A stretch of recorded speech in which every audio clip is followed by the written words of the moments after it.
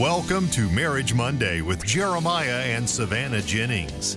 The Jennings own Growing Green Landscapes and are very happily married. In this podcast, Jeremiah and Savannah discuss the wins, losses, good times, bad times, and everything in between pertaining to owning a business while maintaining a healthy marriage along the way. We hope you enjoy the show. What's going on, everybody? Thanks for tuning in to another episode today here on the Growing Green podcast and for tuning in to a Marriage Monday episode. So I am joined here today with my co-host for Marriage Monday, Savannah, and she is now 39 weeks pregnant. Yes. Still no child. Not yet. Full of child. Child is still in you. Yes. So 39 week pregnant. Thanks again for tuning in. We've done a little backstory. We won't do backstory of who we are. You can go listen to a few episodes if you want to get caught up. But I own a lawn and landscape company here in Alabama, and we do this show on Mondays, aside from our normal business show, talking about couples in business and being married and how to stay married and run a successful business all at the same time. So we are very young in marriage. We've only been married 2.5 years, but we have learned a lot. We're still looking to grow. We have nowhere by any stretch of the imagination figured it out, but we're getting there one day, one step at a time. And with the help of all of you out there, I love the communication and the feedback that we get for the show and networking and hanging out with everybody. It's just an honor and a joy to do that and to come to you with just the most value content that we can. So I guess like we've been doing the last couple of weeks, we've done a little bit of an update here of where we're at and where the plan is in pregnancy. We can go back and listen to these shows one day, and I think it would actually be pretty fun to listen to this. Mm-hmm. So where are we at right now in pregnancy? Well, you already said it. 39 weeks. And what's happening? Nothing. I'm just kidding. Really nothing. But this, hopefully, maybe, will be our last Marriage Monday episode before him. The next Marriage Monday podcast we do, guess where we're going to be doing it from? We're not doing The hospital room. Hospital. Or on the way to the hospital. Okay. I say on the way to the hospital. I'm sure you do. People would love that. That is real life stuff. Mm-hmm. It doesn't get any better than that. So that's where we're at right now. Baby Jack is close to coming. Really, no, all jokes aside, should be here within the next 7 to 9 days. If he's not here in 9 days, we have a problem. So, he'll be here for that 9 days. Yeah, the doctor's on the same page. We should be out of here. He should be out of here by a week from today. At no later than a week from today. So, anyway, thanks for tuning in. That's an update of where we're at. What we want to get into today is a little bit of finances. We do not have our finances figured out 100% by any means. I don't want to come at this from a top-down approach. We are still working to build our finances and grow our financial futures and our legacy that we want to leave behind and to become financially free one day. We're all on a journey to get there. I think that's what a lot of you listening into the show, that's what you're doing, is to get to the point where you are financially free and you can support your family and live a good life and give back and everything that goes along with that. So what I want to talk about finances is be a real short episode today, but just kind of some of the basics that we have done and you should do, I think, as a business and being married. Well, some of these you should do whether you're married or not, but especially if you're married and you own a business. I think one of the most basic first things you should do is you should split your money up and get a separate business and a separate personal account. And even before that, really, we can talk, in my opinion, in our opinion, we do joint bank accounts for our money, our personal money together. We don't have Savannah's money and my money. It's all of our money. I know some people do separate bank accounts and it works for them, and that's your prerogative to do that. I'm just telling you what works for us, and it's just we have joint money. It's all of our money. So the question can never be like, well, how much of your money do you spend on groceries and how much of my money do I have to spend on the kids' clothes? Like all that stuff. I just could see some really big arguments and kind of frustrations coming up in the future if you did that route. So for us, all of our money is in the same bank account. We have multiple bank accounts, but we both have access to all of our money and can spend it freely at our own will, I guess, together. So that's worked for us. I think that would be the first recommendation that I would give is, and this is not financial advice. This is got to go ahead and preface that. Like, this is just all what we do, And if I was to do it again, these are the steps that we would take. Do joint bank accounts. And then as you start the business, maybe if you already started the business, go back and change this pretty soon, like immediately. You need to split your money and put your business money in a business account and your personal money in a personal account. And you need to pay yourself out of the business, and y'all's money needs to stay separate from the business for all kinds of reasons, tax reasons, all kinds of stuff. But also just for organization and knowing like how much money the business actually makes, because you want to make sure it's making enough to pay yourself a salary out of that. And if you're not a W-2 for your company, you're not an employee. Taxes as an S corp or any other organization, corporation, I guess you could say. If you're not like that, then you can't really take a salary, but you can take owner's draws, things like that. And I actually plan to become a W-2, an employee of my company, next year. Up to this point, we're just an LLC. We have been just taking owner's draws. Next year, we plan to be on payroll and pay all of our taxes. I'll take a personal paycheck, and taxes, all that will be taken out of the business in 2023. But split up your bank accounts. I think that's just very, very good. We actually didn't split our bank accounts for a while. We had we had a business account, or did we? I don't remember if we had our split from the beginning. I think we've always had them split. I think we've always had the two separate accounts, but we didn't treat them like they were separate accounts. That's the thing. Have the separate accounts and then treat them like they. Like I had for the first probably 2 years of being in business, I used my business bank for a lot of personal things. Like I would use that card for a lot of personal things. I think we paid like rent with that sometimes. Like it was not good. I would not advise that for anybody out there. Well, it's not even that we didn't keep the money separate. It's that we didn't. I don't know how to explain that. Like, we saw it all as like your money. So we didn't separate the business money and like the money that I've personally made, and like not just the business profit and the business cash flow, but like we just saw it as like, oh well, that's all the money that you have, and that's not really the case. If you're floating $5,000 on a credit card and you have $8,000 in your checking account, then you don't really have $8,000. You have $3,000. There's $5,000 on the credit card to be paid off.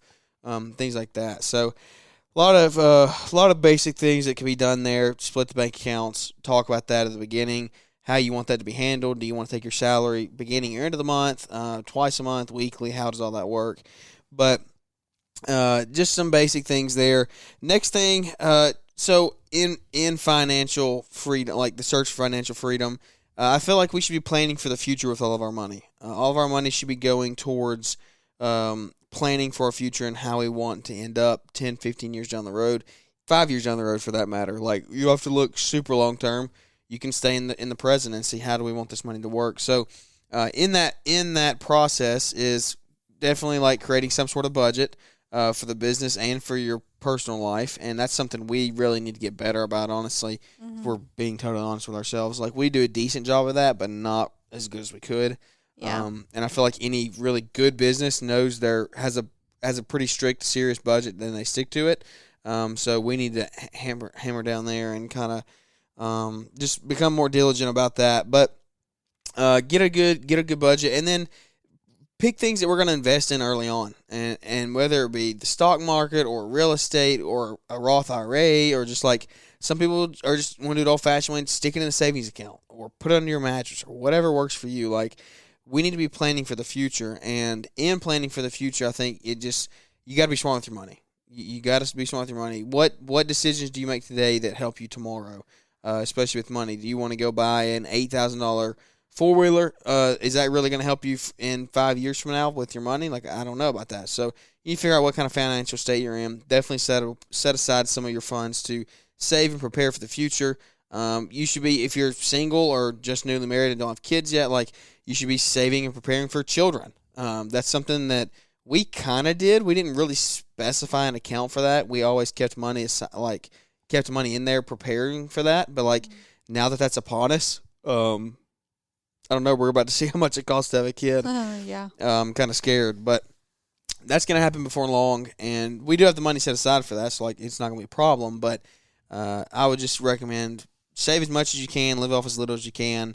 It's hard to do sometimes, especially when you see other people buying cool toys and new fun things. It's all in perspective of how you look at that. you can look at that, and one person can look at it and they can get depressed because they're not at that level, and the next person can look at it and say, well, this is fuel for me to work hard and get to this level. And so I think you have to prepare and really learn from other people out there on how they spend their money. Those successful people that are on social media, putting their stuff out there, their progresses, their wins, their losses, all of that needs to teach you one thing and help you grow and take your finances to the next level.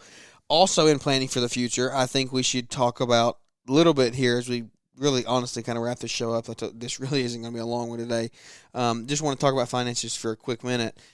Estate planning. This is something we just had done, and we just went through this whole process, and I think it's very, very important. And I really plan on doing an interview with the attorney that drafted all of our stuff and has worked with us through this. They were awesome. They fit us in and really got the whole process done within like 7 days of reaching out to them, because Jack's about to be born, so we need to get this stuff in order before Savannah goes into labor and all the things going along with that. I tell you what, I actually want to read off what we had so you can fill in the dead space here while I look for this email. What are you wanting to talk about? What all is included in this whole thing that we just got. Oh yeah, no, it was a pretty quick thing because we were like, oh my, we gotta get this figured out before he gets here to make sure that we have all of our ducks in a row. Yeah, so we actually heard this. We were kind of sparked by this at Together in the Trades. Dan Barham talked about this with Barham Marceri. I can't ever say that last part, but attorney Kay Lawman's friend and an attorney that he's worked with, and he is in Tennessee. He might do work in Alabama. I don't know, but we didn't. I don't think we could afford Dan, honestly, at this point, if we're being honest. But we had a local attorney here that's right down the road from us. And so what we did is we did an irrevocable trust for the business. And I want to get her on because she can explain way more about this and a better way to set it up. Like, she can explain it better than I can. I'm just going to talk to you in layman's terms what I learned through the process. And we did an irrevocable trust, so it can't be changed. It can be changed, but it can't be taken apart. I honestly don't understand all of it. Like, I'm too uneducated. I probably honestly shouldn't even be talking about it. But I just wanted to let you know what we did. This is what was recommended to us because of owning the business. So the trust is going to actually, like, our house is going to be under the trust. The business is going to be under the trust. And so any large assets that we gain over time will be under the trust. And so it adds a layer of protection to the business and to our personal assets if something were to happen. So if we were driving down the road in the box truck and, God forbid, ran over somebody and killed them, and somebody came after us to sue us, then the house has another layer of protection on top of it, and the business as well, because it's inside of this trust. And so, like I said, I don't know all the legal jargon and how it all works, but this trust is the safest way to do it, and that's what I've heard of. I did a little bit of research on it. The trust is what I always came back to. A will is a little bit cheaper. If you just go the will route, then for us it was going to be half price of doing the trust, but it was just the best option for us and for Jack in the future as well. Like, we were setting up what's going to happen if we both died, if we both got in an accident. So what was included in this whole, we got an irrevocable trust and the amount of money we paid. I'm not going to disclose that. You can check with your local attorneys. If you really have a question about it, you can DM me or something. We might talk about it. But we got durable power of attorney for both of us. So we both got power of attorneys for each other, which are ourselves. We got healthcare power of attorneys. So that is what we're both number one for each other, and then we have other people behind us. So if we're both in a car wreck and I can't speak for you and you can't speak for yourself, then you have another friend who's going to be your healthcare advocate, right? Yes. Same thing for me. So that was included in here. Advanced directives. Mm-hmm. That's what is that? That is, if I'm a vegetable, don't revive me, right? Or don't keep me on life support. Everyone's is different. Well, that's mine. Everybody knows. Everybody knows that. That's not a secret. Yeah. If I'm in a vegetative state and the doctor says that, then they know to pull the plug for me. I don't want to live here any longer. So got that taken care of. The irrevocable trust obviously included, and then we got wills for both of us. So just talks about what we want to leave our who we want to leave our stuff to if something were to happen to both of us. and then who would take care of Jack, and who his godparents would be, things like that, and then backups for that. We have backups for everything. I loved how thorough and in-depth our attorneys were in this process. They Yes, very. really, really helped us. I mean, and we paid a chunk for this. Like, it was not what I was expecting. We didn't go the cheapest route by any stretch of the imagination, but I feel that we got properly educated and everything is in order the way it should be. It's not a little one-page will that just got thrown together by some guy doing it on the side. Yeah, like, it's something that is going to last us. yes, Something this is. we're going to have to go back in and change or whatever. We 2 can, years. we can add to it or take away from it as times go. Things change, friendships change, whatever. But the whole point of this is, and when I said plan for the future, is like this trust should last us 20 to 30 years probably without really having to make any major changes. Now, as we gain assets along the way, hopefully, and make more money, then we'll add more to it and things like that. More protection and life insurance, all the things that go along with it. So it will definitely change along the way, but there will be nothing major that has to be done to it for the next 15 to 20 years, hopefully. Yeah. So just wanted to take those steps now, and they're morbid things. Like, we hope we never have to use that thing, Right. ever.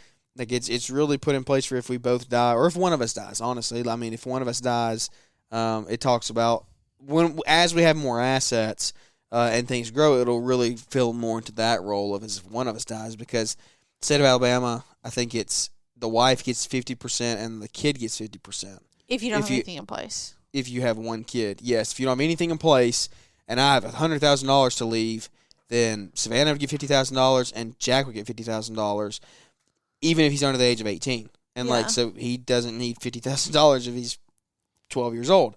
So we're putting those things in place on where the money gets left, things like that.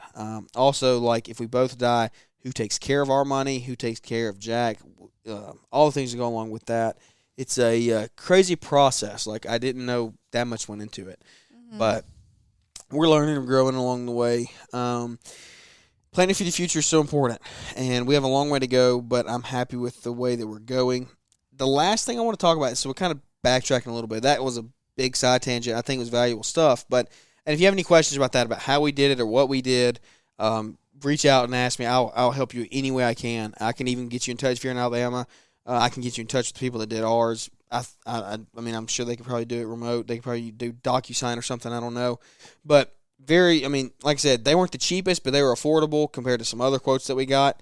Some other quotes we got were outrageous, and they weren't really outrageous. They were just, I mean, that's just what attorneys cost, man. They just high dollar stuff. So, anyway, backtracking real quick on our last point today is using credit cards versus not using credit cards. And this is going to be a controversial topic. So if you're still listening to this point, I know you're invested in the show and you might actually care about this. But personally, we use credit cards in our life and in our business. We don't carry debt on those credit cards. That's the way you have to look at it. Is, in my opinion, in our opinion, you can use credit cards the right way as a debit card. That's how I look at it. It's a credit card, but I use it as a debit card. When I spend something on that money is it's gone to me. I don't have that money still sitting in my bank account. We pay those off every single month. They get paid off the full balance. We never carry a balance over. In doing that, instead of using a debit card, so like I said, we're not carrying debt over. We're doing the same thing as a debit card, but we get rewards. And like, I have an American Express card that gets me really, really good hotel points. So when we travel, we can use that, and gets me many, many nights free for absolutely nothing other than paying my credit card off at the end of the month. And so there's a lot of people that have gas credit cards in this, especially if you're a lawn care business owner. Gas credit cards would be great for you because you could get so much money back. Like, I mean, we spend hundreds of dollars a week in gas. You can get money back there. There's all kinds of credit cards that you use. So I would just go over that as as your family, as your husband and wife. Like, I mean, I don't know. You didn't really use them before we got married, did you? Did you have one? Yeah, you had one. Yeah, I had one. You had one. Your dad helped you get credit, and yeah, really just to build my credit. Yeah, we'll talk about that on another episode. Maybe we'll talk about that with somebody who has kids further along and are helping plan for them. But like, our kids are gonna have credit cards very early on in life because they're gonna have a credit score very early on because that credit history will really come back to bite you. And I know everybody has different opinions of debt versus no debt and good debt versus bad debt and all that stuff. I have no problem with good debt. We personally don't carry any debt. I mean, I'll be transparent. Like, we don't carry any debt in our personal lives at all. The only business debt we carry is my truck, and that's really not even. I don't even know. Like, that truck makes me money, so like I don't even know. Could be qualified as good debt. Some people probably qualify as bad debt. I don't know the answer to that. I'm just doing what works for us. So we try to be smart about it. Like I said, we don't carry balances over on those credit cards. But I think if you use them wisely and you hold yourself accountable, then they can really be a huge asset to you. You can get cash back on your gas cards. You can get cash back. You can get hotel points. You can get airfare. I mean, there's so much stuff, so many benefits that you can take from those and implement them and use them in your life every single day. So, wow, that was 20 minutes of me talking. You have not given very much input at all. I haven't really had much to. It's harder for you to talk now, isn't it? Yeah, it is. It's harder for me to do everything now. Jack's pretty high. He's still very high. He hasn't dropped Yeah. yet. I don't know. I think we think could've. he's in the process of dropping. It's kind of crazy. If you've had kids, like, you understand this stuff. It's crazy fun, especially like to get to talk about this and to share with y'all, even though, I mean, y'all can't see us every single day, but like, it's fun to update everybody on where we're at and the journey we're going on. Like I said, we're going to try to keep these episodes coming out. We don't want to stop them by any stretch of the imagination. This is the third time I've said that today. I've got to stop saying that. What, by any stretch of the imagination? Yes, I'm bad about that, about saying something and like saying it 2 or 3 more times. But we don't want to stop them, but who knows? They might slow down just a little bit, so give us a little bit of grace there just to get through these next couple of weeks. But we're very, very excited to see everybody at Equip. Savannah probably not going to be making that trip because they don't. I won't be making that Yeah, trip. because they don't let kids in this year, and I'm not a fan about it. But we've already gone over that, so we won't get into that again. Without any further ado, do you have anything to leave us with, Savannah? Any words of wisdom or parting advice? I don't think so. I feel like I just have a hunch this will be our last episode before You think so? he's here. Yeah. Well, if it is, y'all pray for us. It's going to be a fun week ahead. It's going to be Yeah. challenging. I have a new guy starting work today. What? We're going to see how that goes. We got to have that conversation. We better get this thing wrapped up. Anyway, Okay. thanks for tuning in, guys. It's been an honor to come to you today and give you another episode. And Savannah knows what we're talking about. She just hasn't thought about it. Yeah, but you haven't confirmed or told me that. Yeah, but you know what I'm talking about. We already talked about this. So we got to work on our communication. See, got to get it in Stop here. it right now. We're Got to done. get it in here. Okay. See, we made it happen. You thought I wasn't going to get it in. You thought I was not going to get communication. Let's in just here. go ahead and end it. But I did. Thanks, guys, for tuning in. If you would, leave us a 5-star rating and review if you enjoy the show. A little bit of entertainment, a little bit of value, just having a good time hanging out with everybody. If you and your wife would like to be a guest on the show, reach out and let me know. If y'all think you have a story that you could share and be of benefit to others, maybe a unique journey along the way, reach out and let me know. We'd love to do some more guest interviews here going forward, and I would really, really love that. So reach out and let me know. Leave those 5-star ratings and reviews. I think that's going to wrap this one up, though. So without any further ado, we thank you for listening and look forward to catching up with everybody here on the next episode.